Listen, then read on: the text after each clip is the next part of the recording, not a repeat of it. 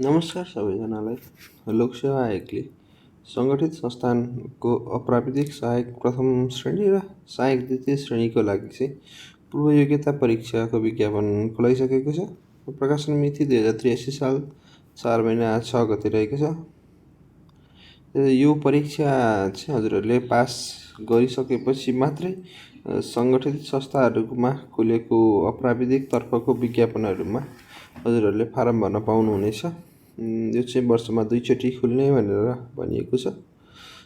यसको पूर्वयोग्य परीक्षाको परीक्षा मिति चाहिँ सहायक प्रथम श्रेणी नायब सुब्बाको लागि 83 साल असोज 3 गते 2 बजे छ भने खरिदार वा सो सरको लागि अथवा चौथो तहको लागि चाहिँ असोजको 4 गते 2 बजे रहेको छ।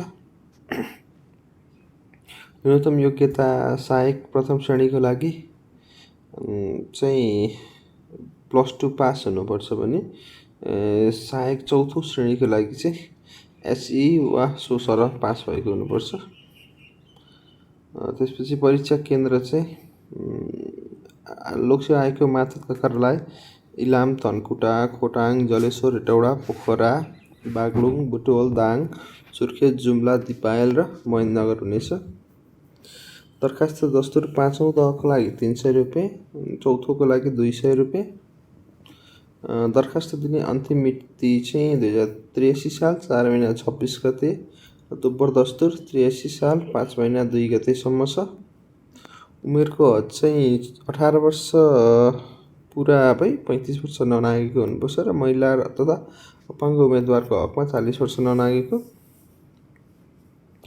कुनै पनि सङ्गठित संस्थाको बालबाला स्थायी कर्मचारी हो भने चाहिँ उमेर हद लाग्ने छैन।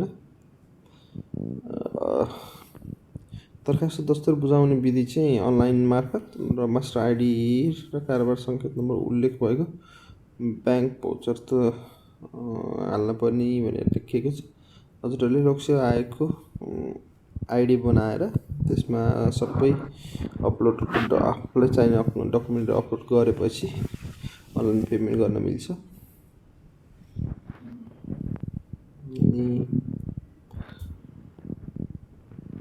यो चाहिँ अरू विवरणहरू भयो, त्यस्तो धेरै हेर्नु पर्दैन। र अर्को सिलेबसको कुरा छ। सिलेबस चाहिँ चौथो तहको लागि यस्तो छ।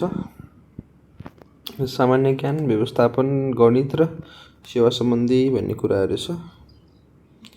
यसमा पूर्णाङ्क 100, उत्तीर्णाङ्क 45 छ। यो चाहिँ पछि तपाईँहरूको इक्जाममा जोडिँदैन मार्क्स।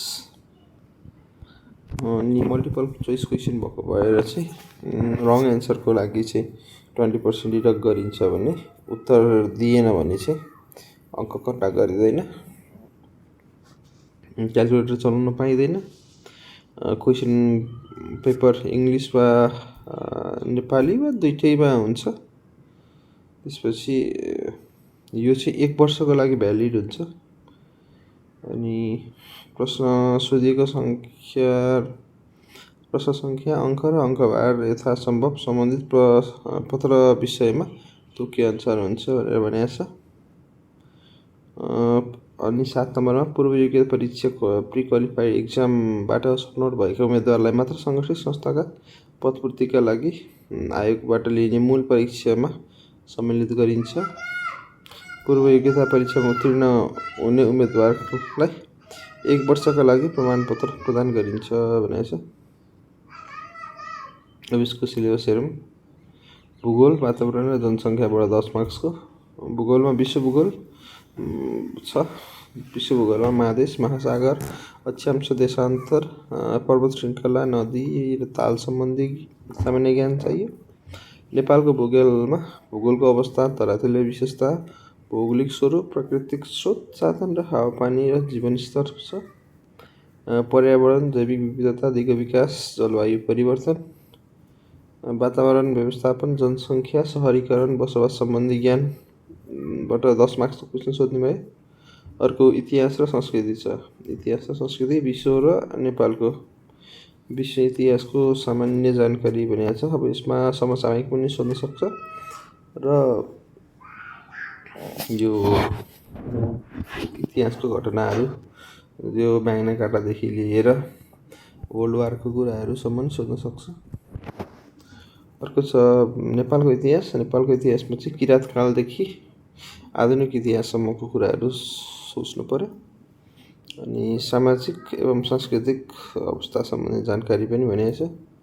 अर्को छ नेपालको सामाजिक पक्षहरू लगायत परम्परा, मूल्य र मान्यता, धर्म, संस्कृति, जात-जाति, भाषा, खेलकुद, कला, साहित्य र साहित्य सम्बन्धी ज्ञान भनेर भनेको छ।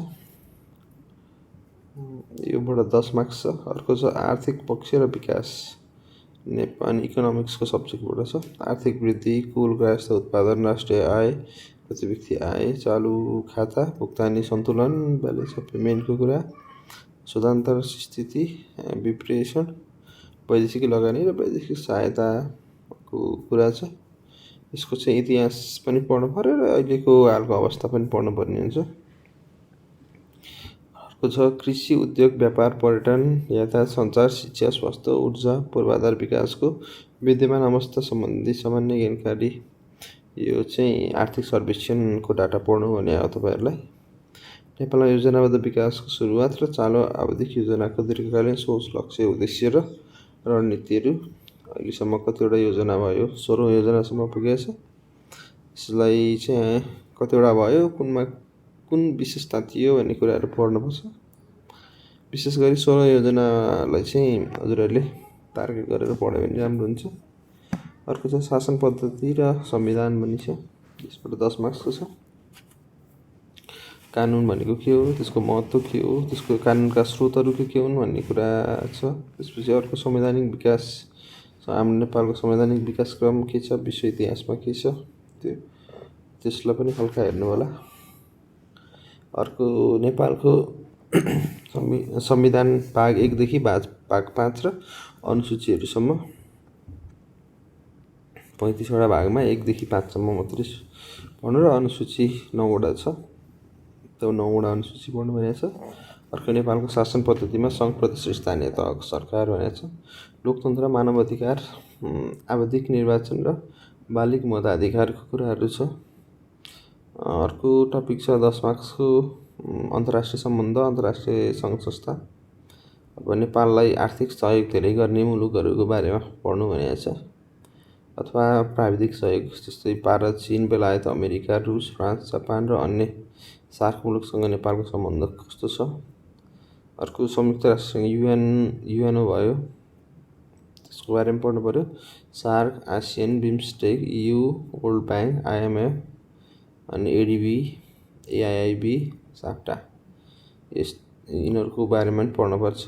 यिनीहरूले चाहिँ हामीलाई आर्थिक रूपमा जुन संस्थाले हामीलाई हेल्प गरिरहेको हुन्छ अथवा अनुदान मार्फत अथवा लोन मार्फत त्यो संस्थाहरूको बारेमा पढ्नुपर्छ। अर्को छ विज्ञान, प्रविधि, जनस्वास्थ्य र सामाजिक गतिविधि भन्ने छ। यसमा वैज्ञानिक मापन पद्धति र इकाइ सम्बन्धी, त्यसपछि मानव जीवन र सामाजिक प्रत्यक्ष प्रभाव पार्ने विज्ञानका प्रमुख आविष्कार र नवीनतम गतिविधि, कम्प्युटर, त्यसको प्रयोग, सूचना सञ्चार प्रविधि सम्बन्धी, जनस्वास्थ्य, रोग, खाद्य, पोषक, सरसफाइ, दैनिक जीवनमा प्रयोग हुने वस्तु, राष्ट्रिय र अन्तर्राष्ट्रिय महत्त्वका समसामयिक घटनाको गतिविधि भनेको छ। अर्को 10 मार्क्सको छ कार्यालय तथा सार्वजनिक व्यवस्थापनको। कार्यालय भनेको के हो, कार्यालयमा सञ्चारको महत्त्व के छ, कार्यालयको कार्यविधिहरू, फाइलिङ, परिपत्र, आदेश, टिप्पणी इत्यादिको कुराहरू छ। त्यसपछि सार्वजनिक व्यवस्थापनमा निर्देशन, नियन्त्रण, समन्वय, निर्णय प्रक्रिया र उत्प्रेषण र नेतृत्व सम्बन्धी ज्ञान, public charter, governance, human value beliefs, civil rights, duty, responsibility, discipline इत्यादि कुराहरू छ। व्यावहारिक गणितहरू छ, फन्डामेन्टल म्याथमेटिक्स, त्यसपछि unitary method, fraction, decimal, percentage, ratio, proportion, profit and loss, tax, commission, simple interest and compound interest, average, mean र probability भन्ने छ। यो चाहिँ म्याथको सिम्पल हिसाबहरू आउँछ र त्यो हिसाबहरूमा सल्भ गरेर अप्सनवाला एन्सर लेख्नुपर्ने हुन्छ। अनि अर्को छ सार्वजनिक संस्थानहरूको बारेमा। सार्वजनिक संस्थान भनेको के हो, त्यसको विकास कसरी भयो, महत्त्व के छ, वर्गीकरण कसरी गरिएको छ, विद्यमान अवस्थाहरू के छन्, अनि त्यसपछि कुन घाटामा छ, कुन नाफामा छ, त्योहरू पढ्नु पऱ्यो। अनि सार्वजनिक संस्थानमा बजेटहरू कसरी आउँछन्, त्यसपछि नियामक निकायहरू के हो, त्यसको बारेमा पढ्नुपर्ने हुन्छ। यो एमसिक्यूमा यो इङ्ग्लिसमा लेखेको छ, यो चाहिँ सबै अघि जुन भने त्यही कुराहरू। यो चाहिँ नमुनाहरू छ, यसमा यो नमुनाहरू पनि हजुरहरूले हेर्नु होला। मैले यसको लिङ्क चाहिँ हजुरहरूलाई डिस्क्रिप्सनमा राखिदिन्छु, त्यहाँबाट पढ्न सक्नुहुन्छ हजुरहरूले।